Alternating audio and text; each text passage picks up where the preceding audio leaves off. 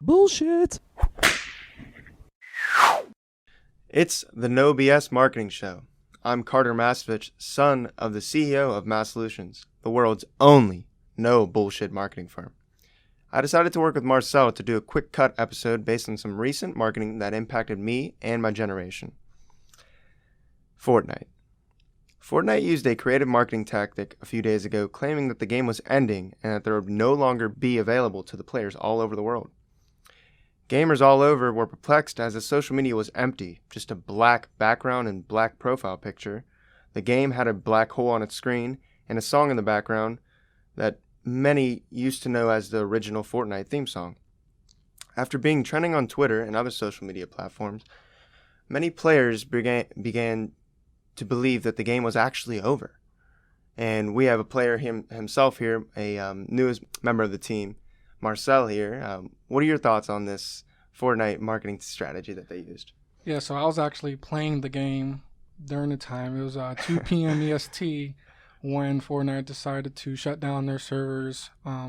What they do every season is they create an event where all the users will go into one server and watch something cinematic happen. I was a part of that.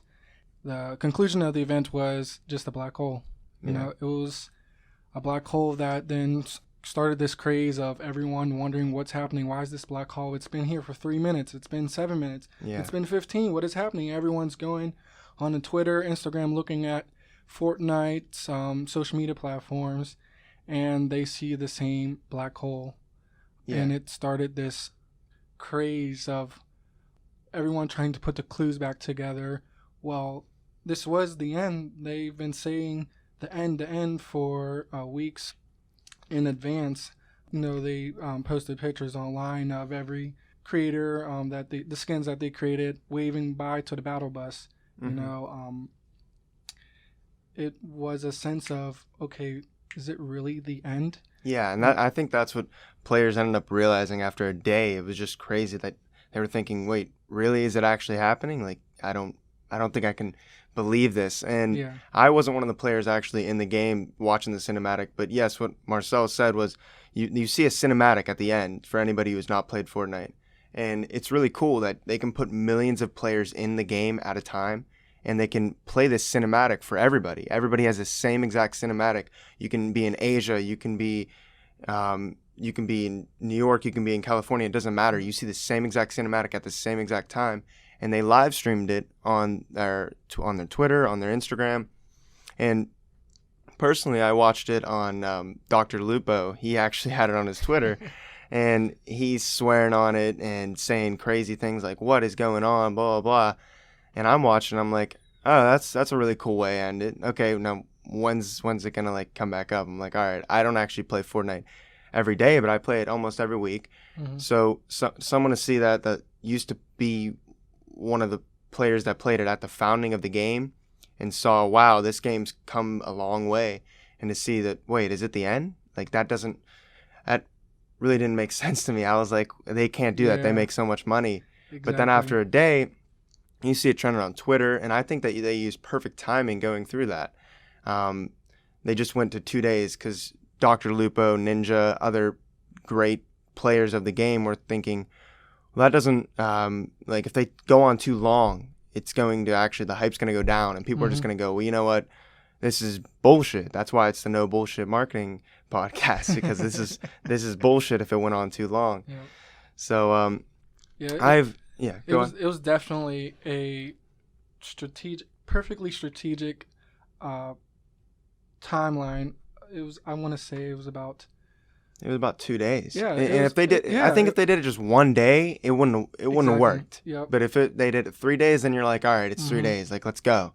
But the 2 days was just perfect, and players just went, okay, you know what, I'm back. Like, this is awesome. I went back to their Twitch stream a couple times. I went back about 5 times, and this was our 20th of them being completely shut down, and still 40,000 people were watching the same exact black hole. About an hour after, I mean, it had upwards of millions on their Twitter, just Twitter alone. Mm-hmm. I mean, Instagram and other 4 million on Twitch. Yeah, that's they crazy. Broke Twitch. So just think of that. I mean, on Twitter, I saw it after a couple hours. It was still at 600,000. I'm like, wow, that's crazy. And my one friend Ashton, he told me to shout him out on the show. Hey, Ashton, what's up, man? He was watching in his room. He was like, "Oh my God, the black hole's still here," and you're seeing the same thing. But it's kind of funny because everybody's seeing the same thing, and everybody's talking about it, and everybody seeing this is just making it trending so much, and that's why it was such a great marketing tactic by them. Knowing that the season's ending, I want to say they last almost 3 months, so everyone was expecting something to happen. So with all their events that they do at the end of the season, they already are building up hype. So for them to go ahead and play it in the role that they did with this current chapter, because it's not a season anymore, it's like chapter 2, season 1 now. Start of a brand new chapter. It was actually smart because on their end, it was a whole rebranding of the entire Fortnite game. Yeah, whole new map.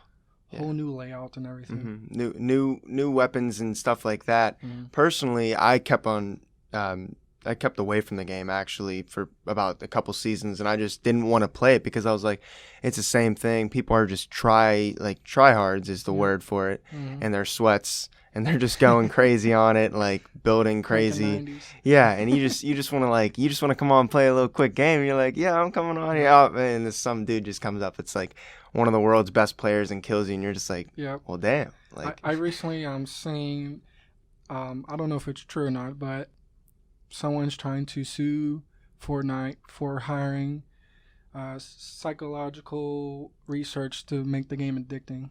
Yeah, that's I mean, I don't know much about that, but the game necessarily isn't addicting. I mean, to many they play it a lot, but like you could easily go without it. That's why actually just going back to the marketing strategy that they used, like the 2 days was just enough because the people that play it almost every day, they're just going to get tired of it after like a week if you didn't go and do it. So I thought that was really good usage of it. Yeah, for sure. Twitch, Mixer, whatever streaming platforms that Fortnite is back within no reach of any of the other games, Apex or CSGO. Fortnite is up there by hundreds of thousands right now. Mm-hmm. I watched Twitch, and just last night, 400,000 viewers were watching it, and it was midnight. 400,000 viewers, and the second most watched game at the time was only 60,000. Yeah, so they definitely brought back viewership on at least Twitch. Yeah, they definitely brought me back because going back to what I was saying when I didn't play the game anymore. This is like I was just playing it actually like 30 minutes ago. This has made the game just like awesome again. Mm-hmm. And that that first like couple seasons when you were playing and you were just like, wow, this game is like really cool. Mm-hmm. Before everything just started being like, oh, this is a way to win the game. This is a way. No, you can go on here and actually have fun now. Like exactly. I still do well in the games. I don't go on and just win every game like I used to back in like season 1 and before they even had seasons and battle passes. Yeah. So I think it's just awesome that they can bring it back to what it was before. And this is just great for everything in the community, to the players that play it, to their pockets. I mean, they're getting big on their money. I think Fortnite used creative marketing ways to tell their story in 3 different ways. Number 1, they announced that the end was near and the end was coming. They announced it both in the game itself and on other social media outlets like we talked about. This created incredible buzz, trending on multiple social media outlets, and it was a talk amongst the players. Number 2, when the game shut down, the end was discussed on social media, and supposed leaks said the game was either officially over forever or that the game might be coming back. This led to suspense and ongoing social media chatter. But those who understood the marketing tactics that were used spoke about the game when they should bring it back. Like we said, with the timing. Had they waited too long, people may have lost interest. If it went too quickly, the hype wouldn't have reached what it actually could have. Number 3, when they brought the game back, the new product actually lived up to the hype and surpassed expectations, bringing back players from the older seasons of Season 1 and before they even had battle passes, and just overall making the game feel great again. It's the best it's ever been.